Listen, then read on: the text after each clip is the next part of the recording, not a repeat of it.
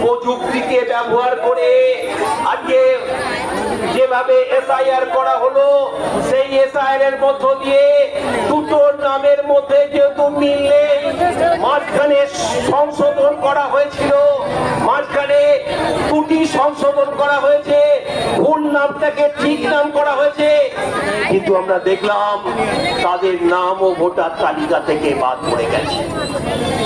এই যে বিরাট পরিমাণ অসঙ্গতি, সেই অসঙ্গতি গুলো কাটাবার জন্য নির্বাচন কমিশন কোনো ব্যবস্থা গ্রহণ করছে না।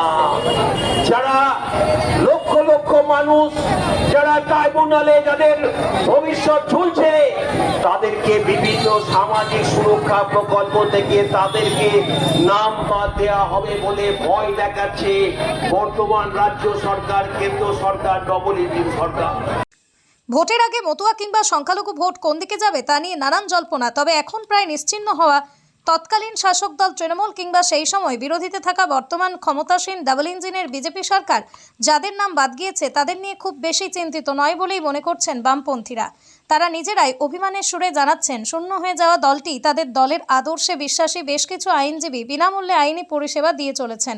আজ নদিয়ার শান্তিপুর সিপিআইএম এরিয়া কমিটির আয়োজনে শান্তিপুর ডাকঘর মোড়ে এইরকমই এক সহায়তা কেন্দ্র করা হয়েছিল, যেখানে শান্তিপুরের বিভিন্ন গ্রাম এবং শহরের থেকে ভোটার তালিকায় নাম বাদ যাওয়া বিভ্রান্তরের মতন ছুটে বেড়ানো মানুষজন আইনি পরামর্শ নেন এবং তাদের তথ্য তুলে দেন।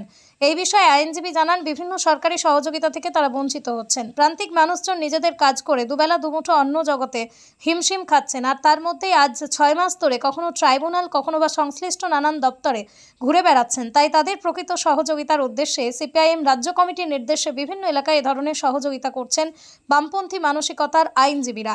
আক্ষেপের সুরে তারা জানাচ্ছেন, এই মুহূর্তে সমস্ত পঞ্চায়েত, পৌরসভা ইচ্ছাকৃতভাবে ভেঙে দিচ্ছে বিজেপি। তৃণমূলের দুর্নীতির বিরুদ্ধে বর্তমানে সিপিআইএমের আন্দোলন জারি থাকলেও অগণতান্ত্রিকভাবে কখনো জনপ্রতিনিধি, কখনো নেতৃত্বকে বিচার প্রক্রিয়ার মধ্যেই হেনস্থা করা হচ্ছে, যা সংবিধান অনুযায়ী কাম্য নয়। তবে সাধারণ মানুষকে সাথে নিয়ে হিন্দু রাষ্ট্র বানানোর সমস্ত চক্রান্ত ব্যর্থ করবে বামপন্থীরা।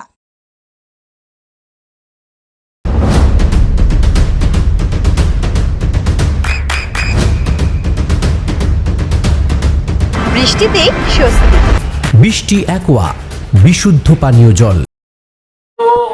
প্রযুক্তিকে ব্যবহার করে আজকে যেভাবে এসআইআর করা হলো, সেই এসআইআর এর মধ্য দিয়ে দুটো নামের মধ্যে যেহেতু মিল নেই, মাঝখানে সংশোধন করা হয়েছিল, মাঝখানে ত্রুটি সংশোধন করা হয়েছে, ভুল নামটাকে ঠিক নাম করা হয়েছে, কিন্তু আমরা দেখলাম তাদের নামও ভোটার তালিকা থেকে বাদ পড়ে গেছে। এই যে বিরাট পরিমাণ অসঙ্গতি, সেই অসঙ্গতি গুলো কাটাবার জন্য নির্বাচন কমিশন কোনো ব্যবস্থা গ্রহণ করছে না।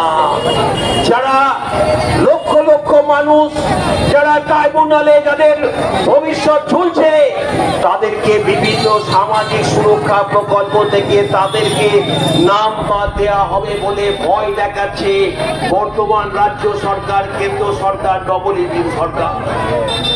আমরা দেখলাম বলা হলো, যাদের ভোটার তালিকা থেকে নাম বাদ পড়ছে তাদেরকে রেশন দেওয়া হবে না। বলা হচ্ছে যে অন্নপূর্ণা ভান্ডার দেওয়া হবে না, তারা জমি রেজিস্ট্রি করতে পারবেন না, তারা প্যান কার্ড করতে পারবেন না, তাদের ব্যাংক অ্যাকাউন্ট বন্ধ করে দেওয়া হবে।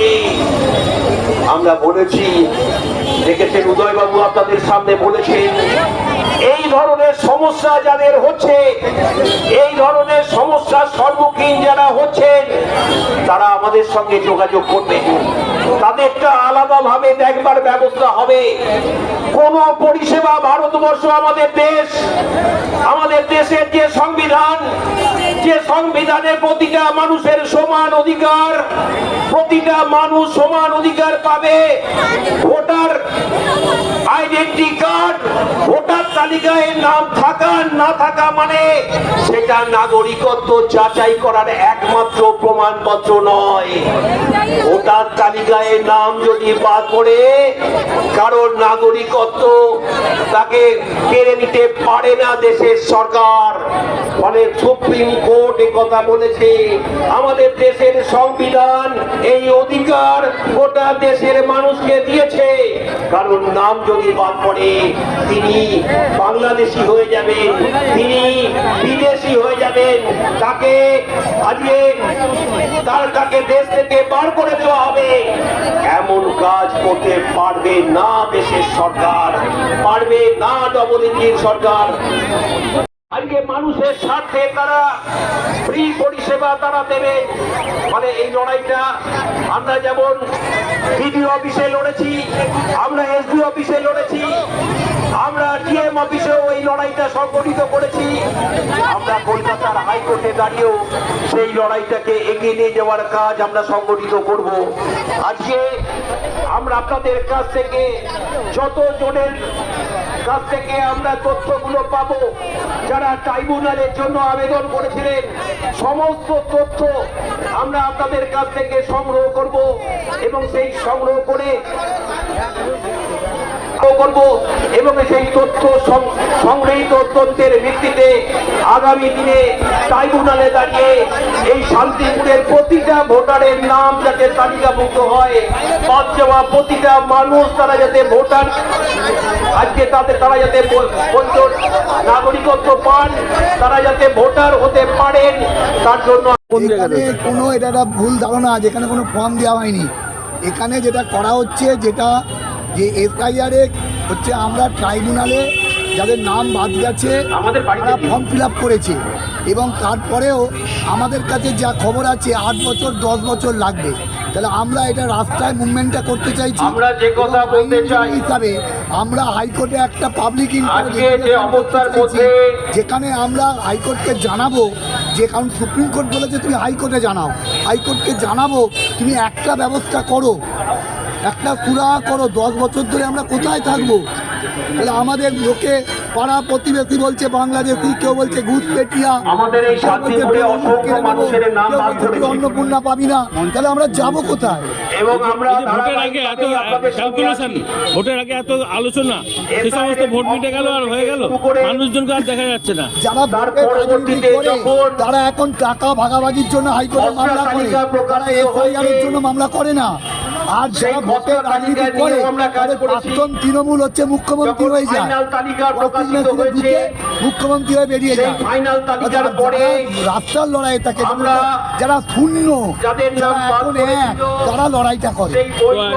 শুধু কি শান্তিপুরে হলো না অন্য কোথাও হয়েছে? আইনজীবীরা সর্বত্রই এই ধরনের পরের পদক্ষেপ কি হবে? এরপরে আমরা যেটা অনলাইন পরিষেবার মাধ্যমে পাবলিক ইন্টারেস্ট লিটিগেশন মামলা করব, যাতে খুব তাড়াতাড়ি এই হিয়ারিংগুলো ট্রাইব্যুনালে হয় এবং হিয়ারিং যতক্ষণ না হয় এই অনলাইন পরিষেবার মাধ্যমে বঞ্চিত না হই। আপনার নাম? আমরা হচ্ছে আমাদের চট্টোপাধ্যায়।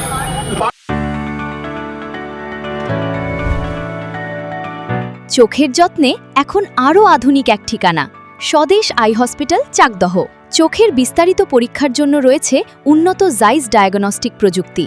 নির্ভুল পরীক্ষার জন্য রয়েছে আধুনিক ব্যবস্থা, পরীক্ষা থেকে চিকিৎসা ও উন্নত পরিকাঠামো। আপনার দৃষ্টির যত্নে স্বদেশ আই হসপিটাল। আমাদের ঠিকানা সুখসাগর রোড, চাকদহ, নদিয়া।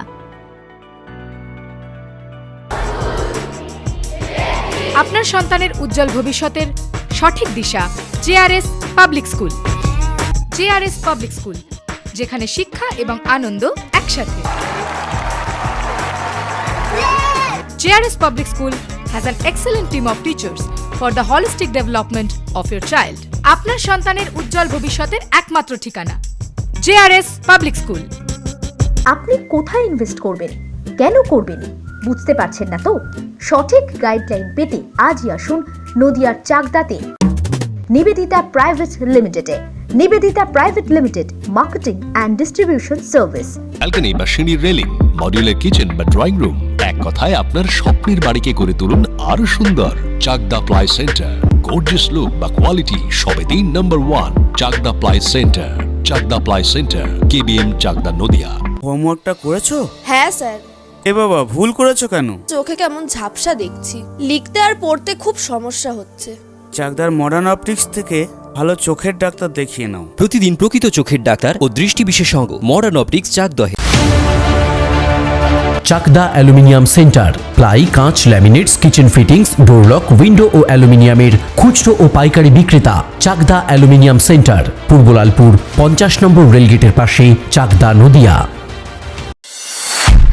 নদিয়া জেলার সবথেকে বড় বিল্ডার্স চাকদার মা মনসা বিল্ডার্স, রড ও সিমেন্টের পাইকারি ও খুচরো বিক্রেতা। মা মনসা বিল্ডার্স, পদ্মবিলা, চাকদা, নদিয়া। রুম রে মাত্র 1500 টাকা থেকে স্টার, খাওয়া দাওয়া রিজনেবল প্রাইস। নদিয়ার একমাত্র 3 স্টার ক্যাটাগরি হোটেল এনবি সোনার বাংলা হোটেল, কল্যাণী এইমসের ঠিক উল্টো দিকে, কল্যাণী, নদিয়া। নদিয়ার একমাত্র অথরাইজড ডিস্ট্রিবিউটর ঘোষ কমিউনিকেশন, থানার মোড়, চাকদা।